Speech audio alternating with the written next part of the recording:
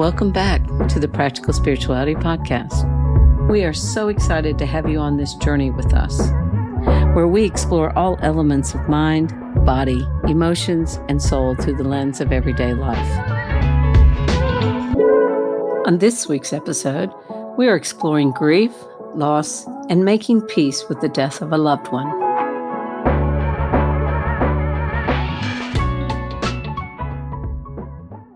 Hi. Hi, Gareth. How are you tonight? Good. So, one of your favorite subjects I think we're diving into today is death. It is a very fascinating topic that I have been fascinated with my entire life. And I think the reason kind of we talked about in the last episode is that what we're going to try to do moving forward is talk about subjects that might have come up in session with different clients, depending on the week, or else maybe it's something that we read or something that we've come across that just is interesting to us or to the people we work with. So obviously, since I've known you, you've mentioned on a number of occasions that death is an interesting or fascinating subject to you. And we've both talked about how it's not talked about enough. It's inevitable for all of us. We've all been affected by it directly throughout life. So why does it intrigue you, or what is it about it that has your interest? Well, as a child or a little girl, I used to study the obituaries because I wanted to understand what was the pattern, like what was the normal age that people died and what was the most average cause of death so I could possibly avoid it. I didn't know why I wanted to avoid it then, but I did. And my parents thought I was very strange. And then I think when I was 16, there was a spat of teenagers in my town that died for various different reasons. And I found it absolutely mind-boggling that one moment they're here and then they're just gone. And nobody could answer me about what that was about. Where did they go? What are they doing? So do we just cease to exist? What actually happens? So I always have been. So yeah, there's that, say, logical intrigue that has been there from a very young age. At what stage in your life or at what point do you feel that you were starting to experience the emotional intensity of death or even the emotional curiosity? Because obviously as a young child, the logical curiosities, they're in a lot of different areas of life. But for you, the emotional impacts of the realities of death, when was some of your first experiences of that, or when you felt like a lot of emotion surrounding it for you? Of course, I think as it's the same with everybody, when somebody close to me died. And so my grandmother died when I was a teenager, but I didn't know her that well. And I was sad. But as you know, my father passed away when I was 24. And that had a huge impact. And that's when the emotional side of it came into play. For me, one of the things that fascinated me about it, at the time I was going through it, my world seemed to stop, and I think there's even a poem out there about Stop the Clocks that people often read at funerals, because that's exactly what it felt like. The clock stopped and it felt like I was in this limbo space. And I remember sitting in the back of the limousine as we were going to the graveyard, watching the world just keep going. And I didn't know what to do with that, because it was like, how can the world just keep going when this major thing just happened to me and I don't know how I'm going to survive it? So my dad died suddenly, and that's one of the things that I wanted to talk about, because with some of my clients this week, the topic came up and it was around sudden death and the impact it had on the people in their life. And of course, I think you'll agree with me, everybody processes it differently. So sometimes processing it is not processing it at all for a period of time, depending on the person. And I think that's what's not talked about enough, is the subject itself, but also the impacts that it has in mind, body, emotions, and then even I want to say spiritual confusion to why these things actually end up happening, or someone's timing of death, or why now, or why did they have to go now? And I think people go through that process of thinking that way regardless of what they died from, is kind of the point. Because when someone passes, it never feels like the right time for someone to go.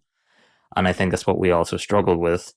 And it's very hard to put words to it because, as we both know, everyone feels differently, everyone thinks differently, everyone has their coping mechanisms. A lot of people have experienced death, especially over the last number of years, even during the pandemic, Mm-hmm. under those circumstances. And again, and I was definitely one of those people that lost a number of people during the pandemic. And you and I both know what it's like at this stage to lose a parent, the impact that it has. And I remember being, when I was quite young, one of my friends in school lost one of her parents.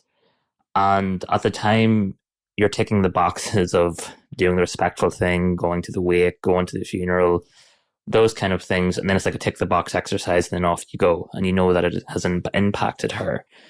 10, 15 years later, when I lost my dad a few years ago, it's only then that I actually realized, to some degree, not that there's a comparison, but of actually what had happened to her at such a young age. Meaning, I Right. actually met her for a coffee about a year after my own father died. And this was during the pandemic, so obviously not everyone was meeting, not everyone. And I actually remember apologizing to her directly, and it took her off guard of actually saying, I am so sorry I wasn't there for you more during what you were going through, because I had no idea this is actually what it was like to lose a parent in that regard. And I know that death is a strange subject, and especially even when it comes to, say, losing a parent, because even if you don't have the most amazing relationship with your parent, even if it's the best or the worst, or no matter where it is, the impact that it has, nobody can actually prepare you for what it has for you coming down the line. And I think that's what I found so shocking, surprising, of how literally, and it sounds dramatic, but literally how everything does change overnight or within seconds of hearing that With information. within seconds of hearing that information, and no matter how much knowledge you have, even if you're prepared, if the person is like, so as you know, my father died suddenly, and then I had my brother who had a long illness.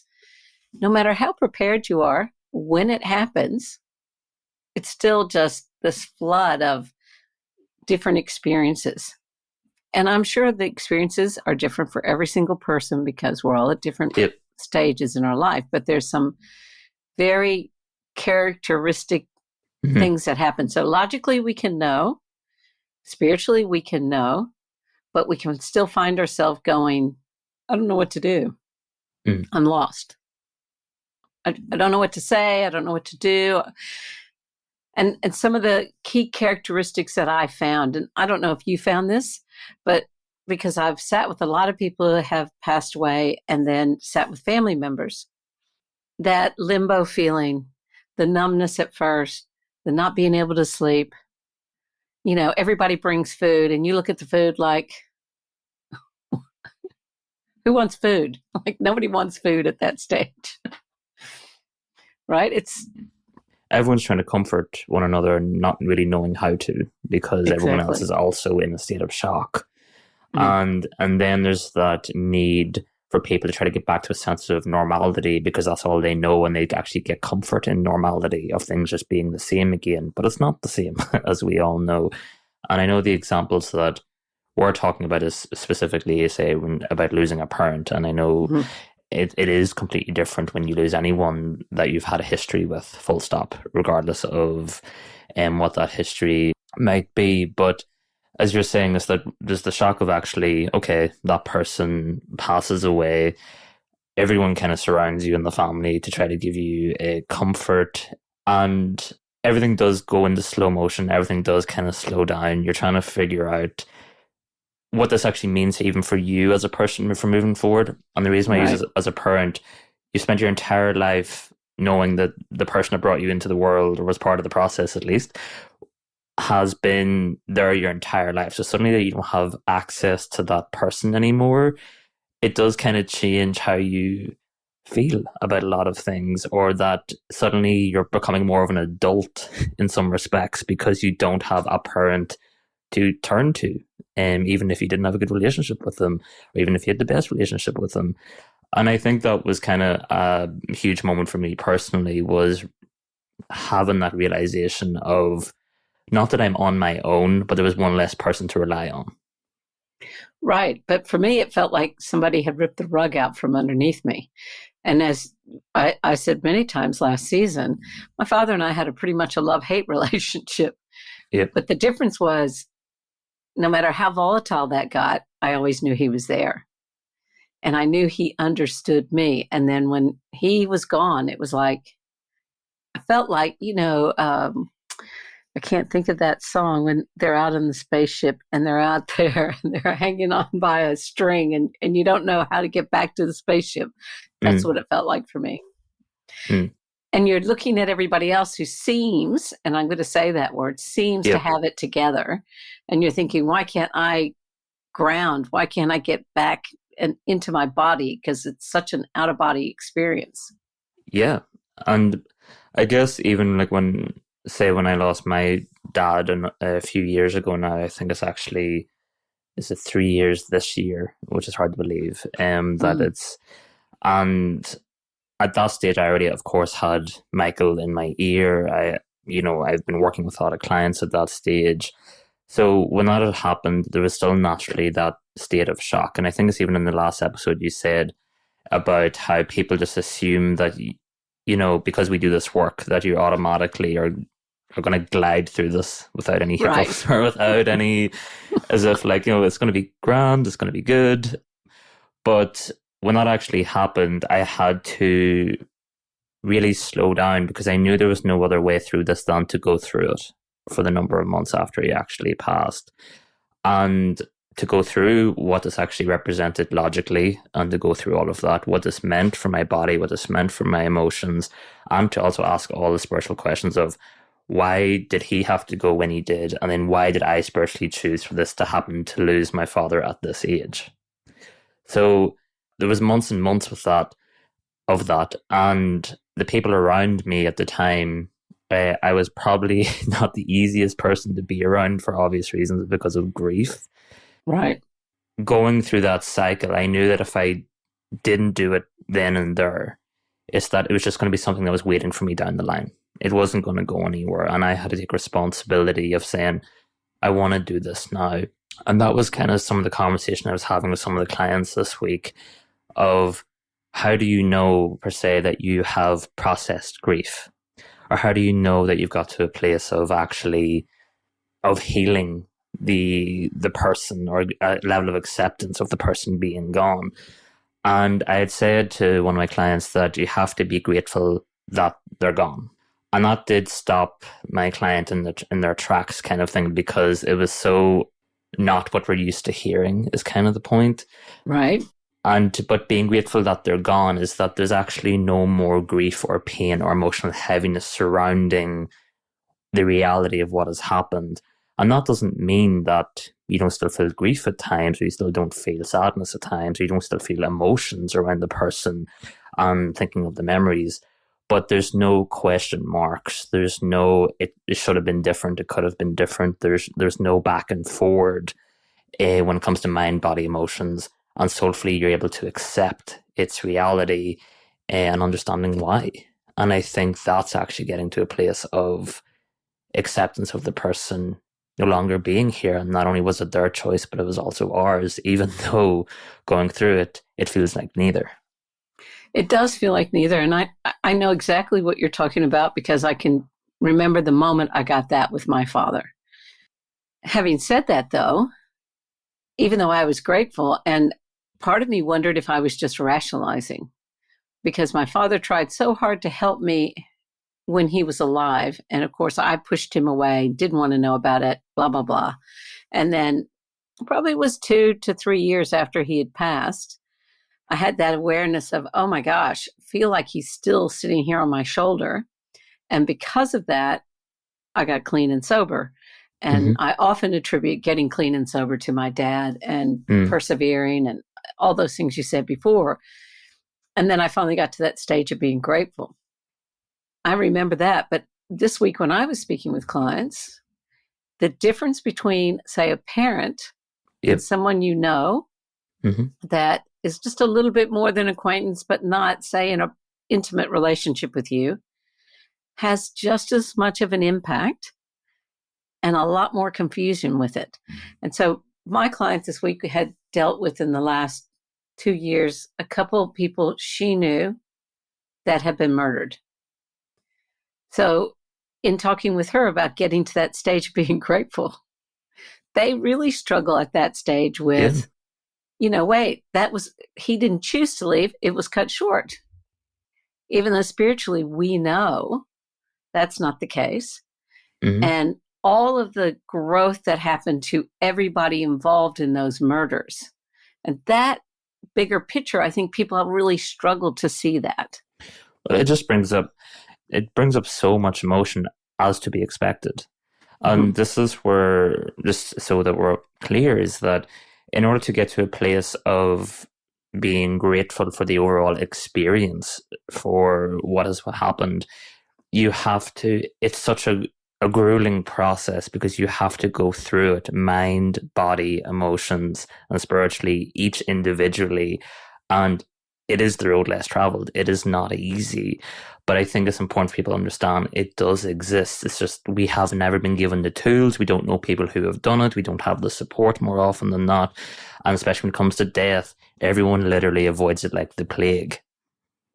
And therefore, I remember, obviously, when my father passed, or some family members passed, the anger and frustration I had felt, and it wasn't a murder, it wasn't something like that had happened, but those emotions are very real and intense. And then we start, as you know, linking these emotions to the person who has passed as a way to actually, well, that's my link to them now that I remember them. Right. Because then the fear is, if I let go of this emotion, then I'm letting go of them as well. And that's different for every person. Or I'm not honoring them, or honoring their memory if I don't have these emotions attached to it anymore. Yeah, so a lot of us automatically feel the need to fight in a lot of respects for them, even though they're no longer here. So that's not even talked about, because it's such a layered subject. And I know we'll be discussing it time and time again. Time and time again. And one of there's a book that I often recommend that I read shortly after my brother died, called The Afterlife of Billy Fingers. And that book, I had processed so much of my brother's death at that stage, but it just felt like a warm blanket being put over me. Now, whether it's correct, whether it's not correct, it is one person's experience when they lost their brother through drug addiction.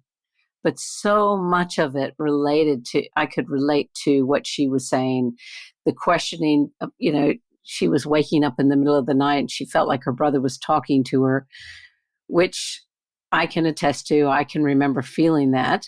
And sometimes I kept thinking, am I just rationalizing? Am I just in denial? Am I still just not wanting to go there? Or am I really starting to process it on a spiritual level, on a soul level? It is a multi-layered subject that so many people have no idea, and they can't until they experience it. Yeah. And then even because I know we've had so many of these conversations, Kim, it's that even in me saying how I'm grateful for my dad passing, that's where I'm sitting right now today speaking with you, and that's where I probably sit most of the time. But even over the last year at random points, something would randomly trigger me and send me down spiraling in a lot of respects. But therefore, it's having those skills and the vulnerability with yourself to actually allow yourself to go with those emotions, to express them. But I always end up returning back to a place of being grateful that he's gone, if that makes sense. So I don't doubt for a second. And I think this is where there can be some confusion in general out there, is that I can probably guarantee you that even 20 years from now, something will set me off and spiral me into grief regarding my father, or anyone else who has passed close to me for that matter.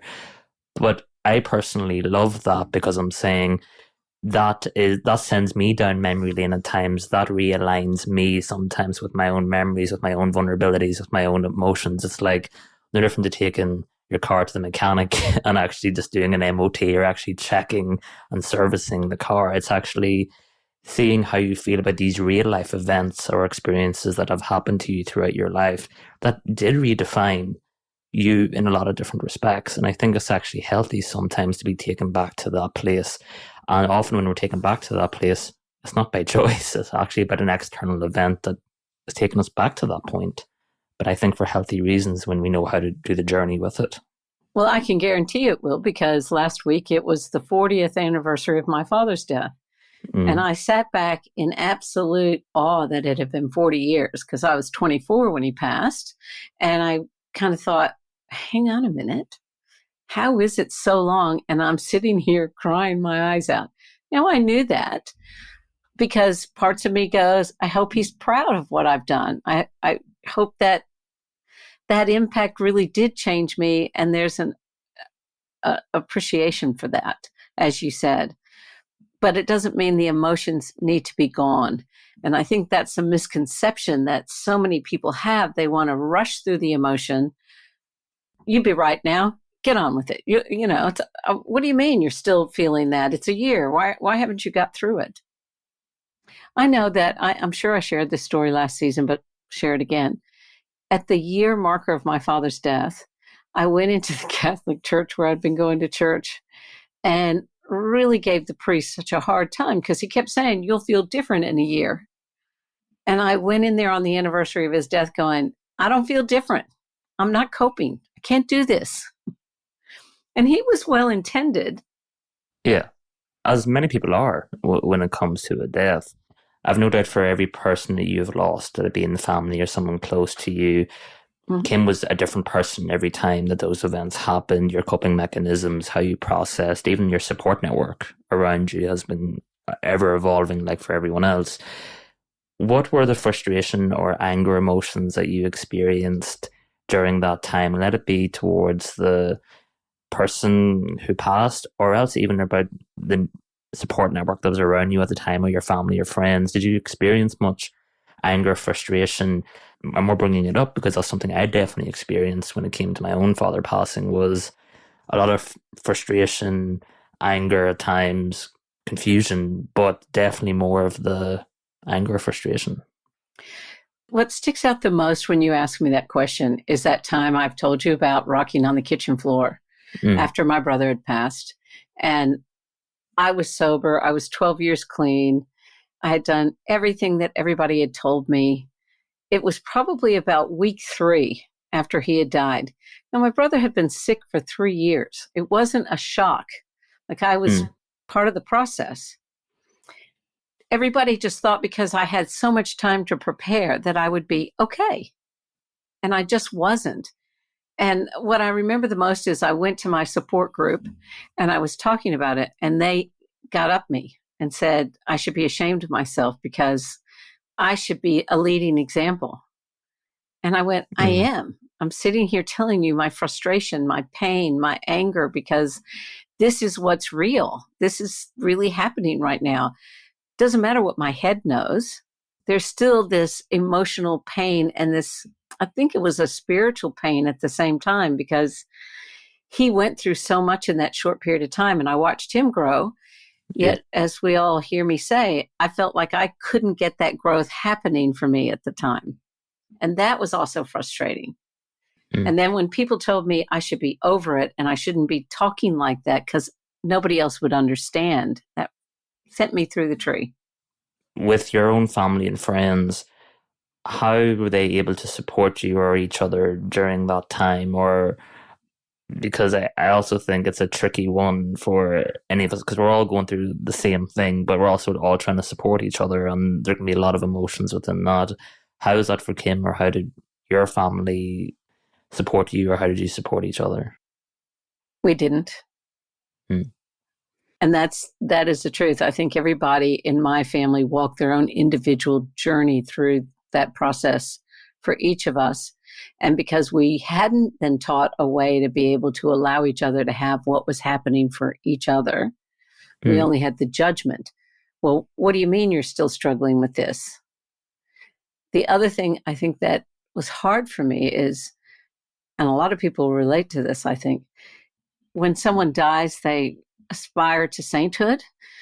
And all of a sudden, everything that was really real about them is forgotten. All their crankiness or their, like my brother was super, super vain. I mean, I loved him to death, but his vanity would drive you crazy some days. But he died, and all of a sudden he was the most wonderful person on the planet. And I found that frustrating because at one point when he was really sick, I flew in from Australia. My other brother picked me up at the airport, and he was fuming. And he was fuming because we couldn't go to the hospital. And I was like, why can't we go to the hospital? And he said, because he doesn't want you to see him like this. He's got to have a haircut and a shave. To me, that was typical. But he was really angry. Now, fast forward 6 months, my brother passes away, and all of a sudden he's the most humble person on the planet. That irritated me more than anything because I was like, can we just be real? It's not being mean to them, and it's not demonizing them if we're just owning their real characteristics. Yeah, I think that's interesting because, say, even for when my father passed, and I knew myself and my siblings, we were all there for each other, and we actually were, I would say, very great at being able to support each other mentally and emotionally and be there for each other, which is a huge gift looking back. Okay. Mm-hmm. We are quite close in that respect, and because my family do this kind of work in the sense of therapy, have done that for many years now, I guess we had some sort of background in my immediate family of how to be there for each other. I think where I struggled with was the extended members of the family at that time. And again, looking back now, there's no emotion towards them because, as we've talked about before, people only know to do what they know to do. It's actually, and often they don't know what to do. But what was really frustrating for me at that time was actually not a lot of frustration or anger towards my father actually passing, because I had the understanding that it was his time and it was just his time to go. I did have anger and frustration towards the people around me at the time who were saying the right things, but their actions weren't following through. Right. And because I'm very much 1 + 1 = 2. If you say you're going to do something, that I assume you're going to do it. And then if you're not going to do it, and if you tell me you're not going to do it, then I assume you're not going to do it. So I was very black and white at the time of taking people for their word or what they were going to say they were going to do. Mm-hmm. So I remember, like, again, through the wake, through the funeral, people are saying, of course, the one-liners, we're here if you need anything, call me anytime, I'll be over in a heartbeat, etc., etc. And then, of course, the day after the funeral, everyone scatters like mice or rats.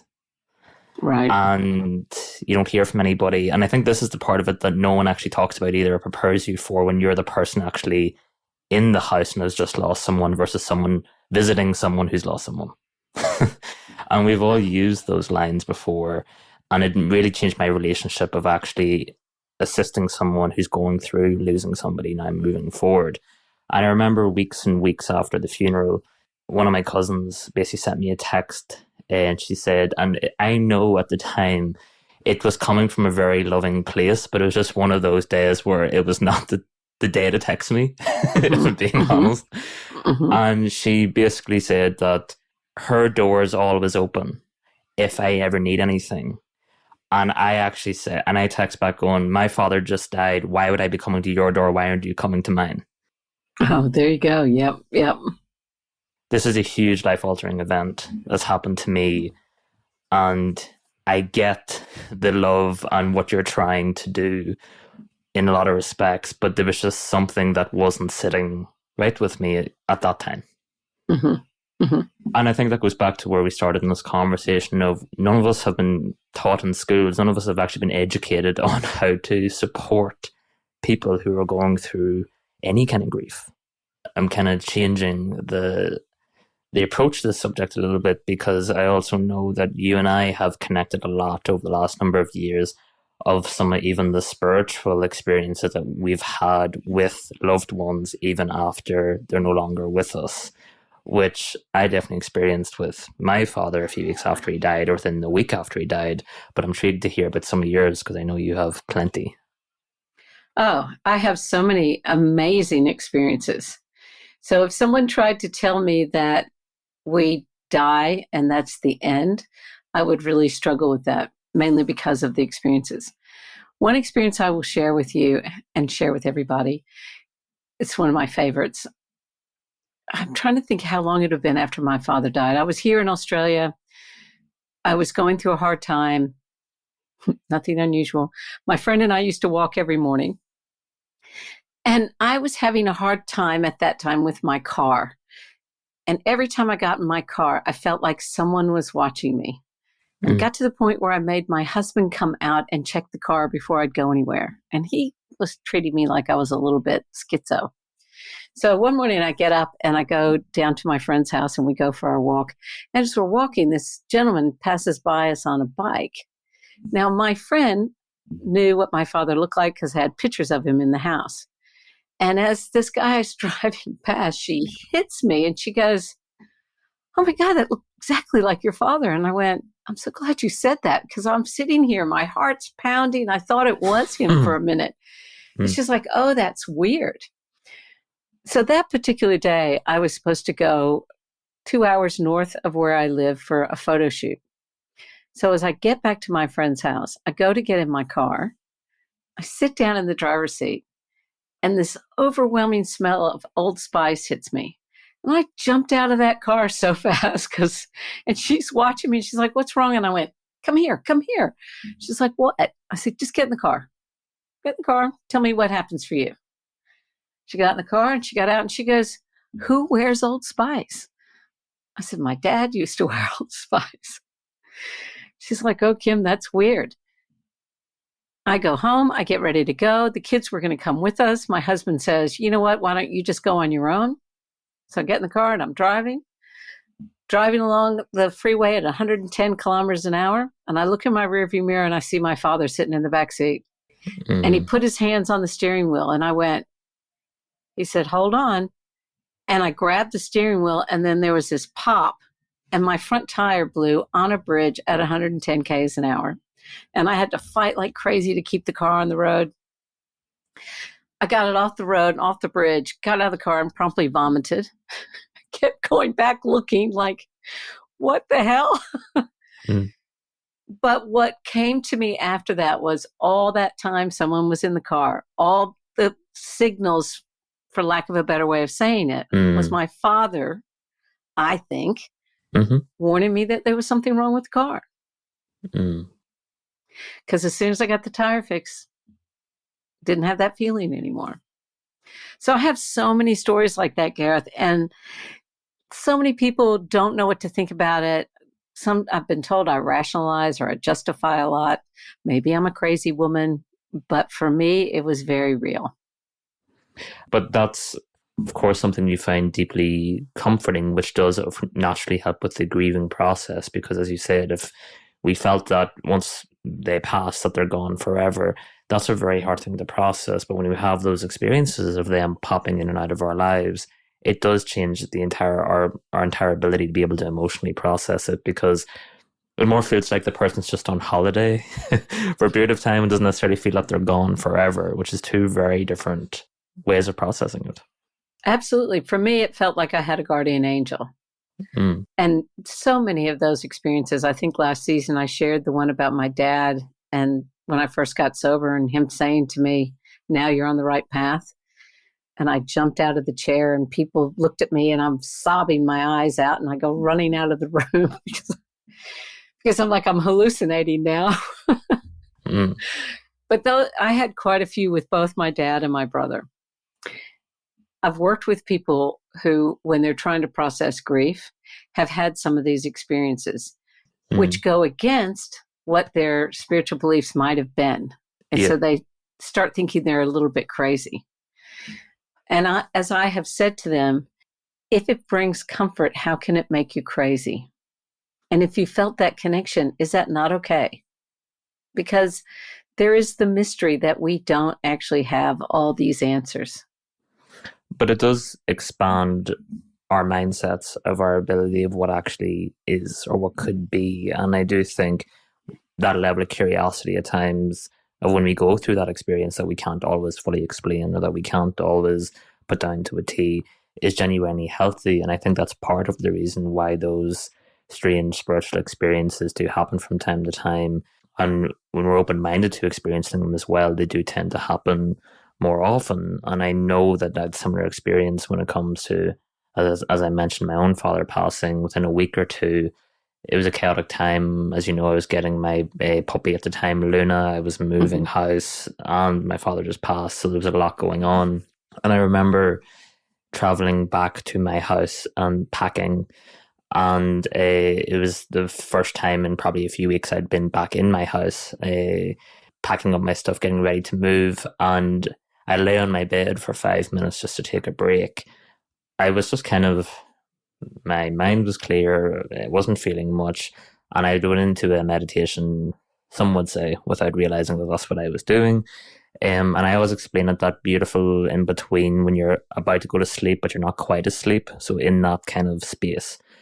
If anyone actually knew my father, and whether you loved him or disliked him, you always remembered him, is what I would say. He was always a character that you would remember.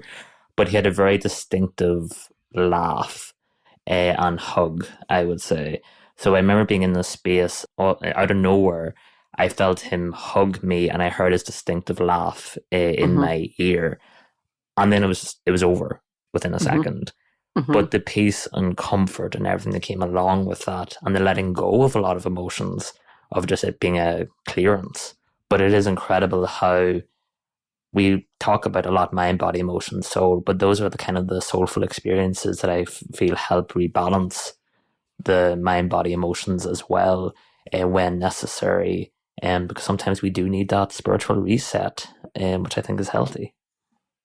I agree with that. And I think if we could allow ourselves to be open to that more so than what traditional life allows, then we would find a bit more comfort in it. Because as you said about the appreciation, I will sit here and tell you that I have convinced myself that my father left the planet when he did because I needed more help to get sober than he could give me on the physical plane.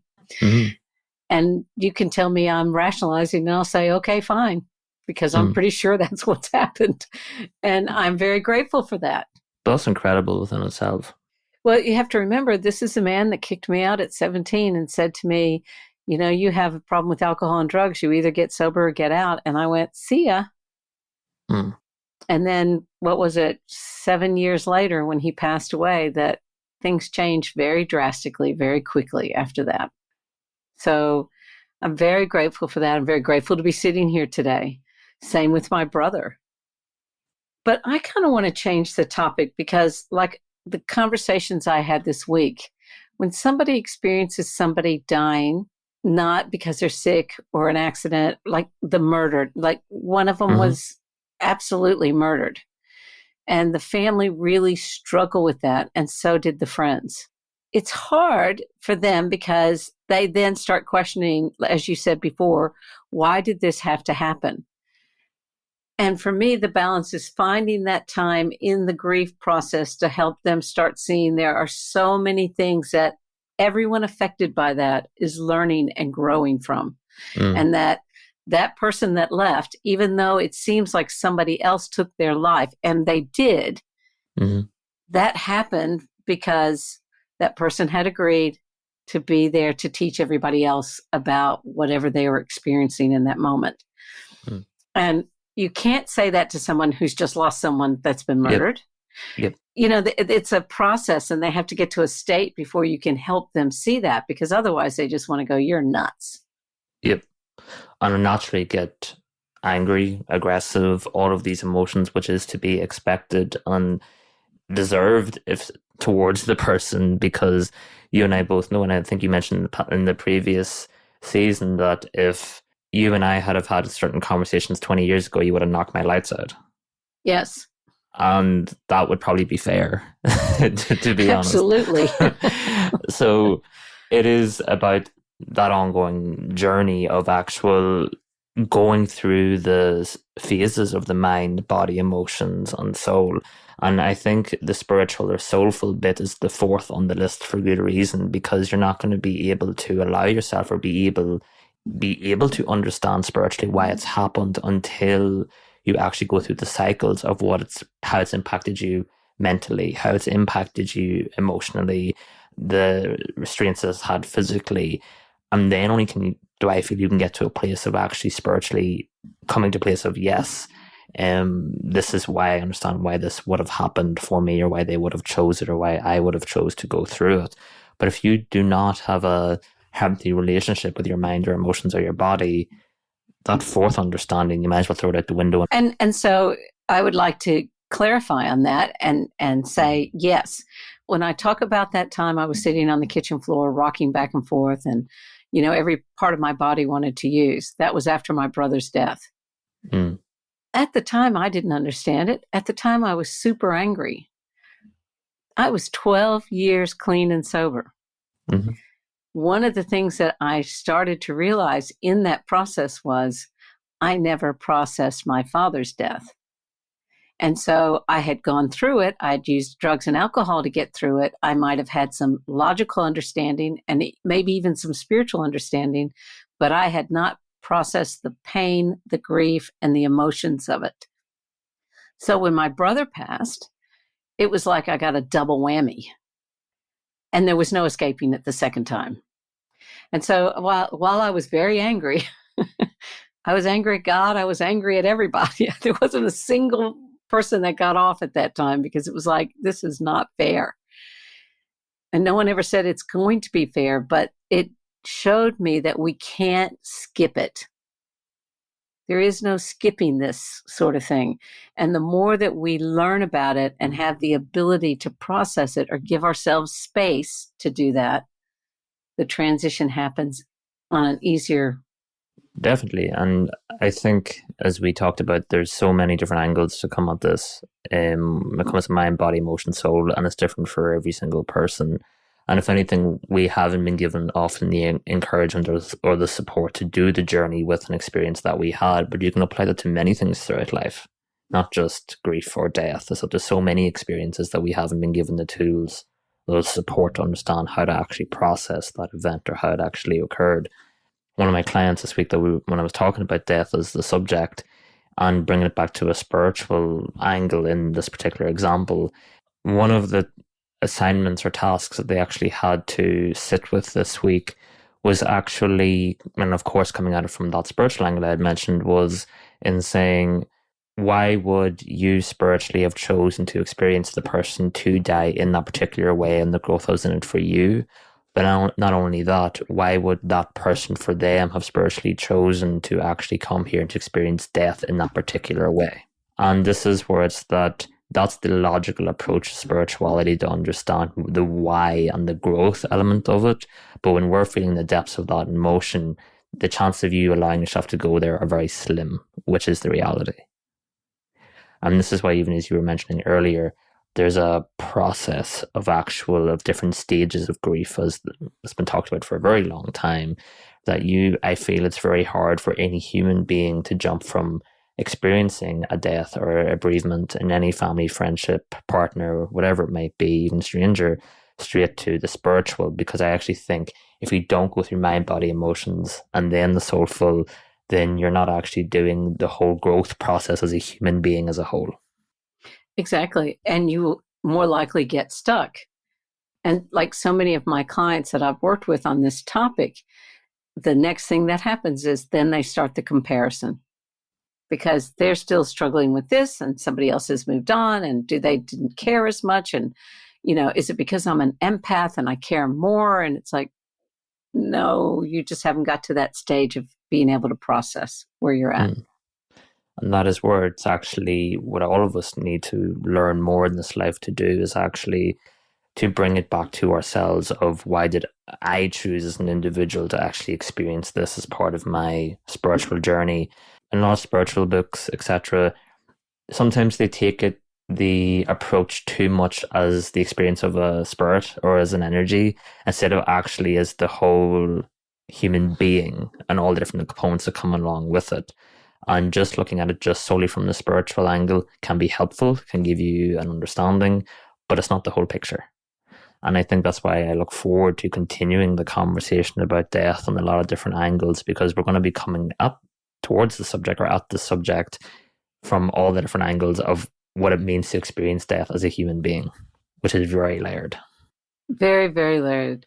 And I guess giving ourselves permission to know it's going to be messy. Always. It's going to be messy.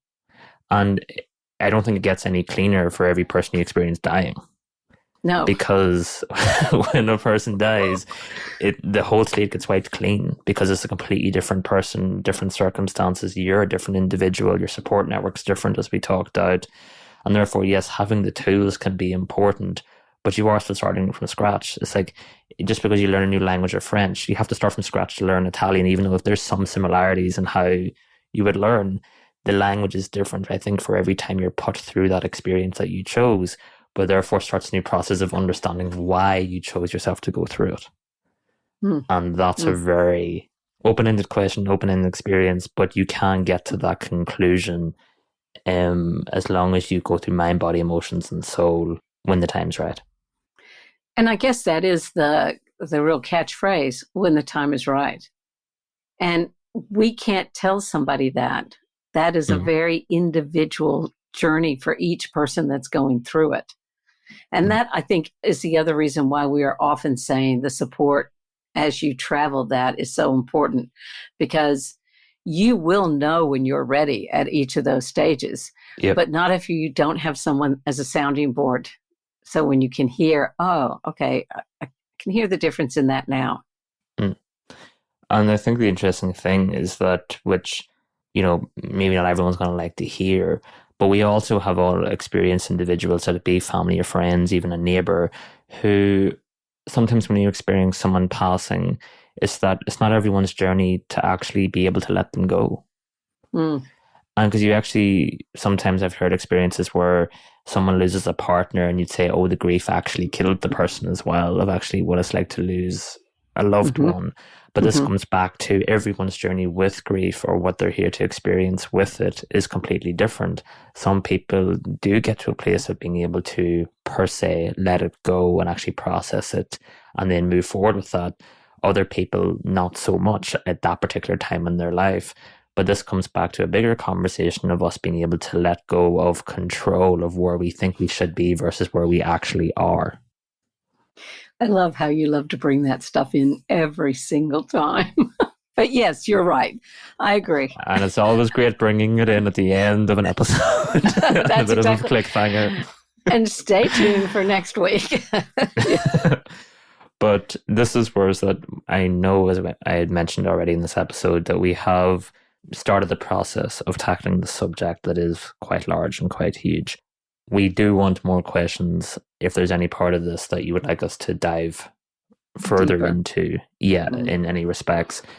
And that's why I think, as we mentioned in the last episode, myself and Kim love working with one-to-one clients, because we were actually allowed to go into that person's specifics according to where they are right now in their life, and then create the support around them where necessary. So that's just I guess, an insight to the number of different angles that we can come up with. There's so many different angles, and I'm sure we'll revisit it, because I know that there's some areas that I would really like to go even deeper in, but we haven't been able to do that tonight.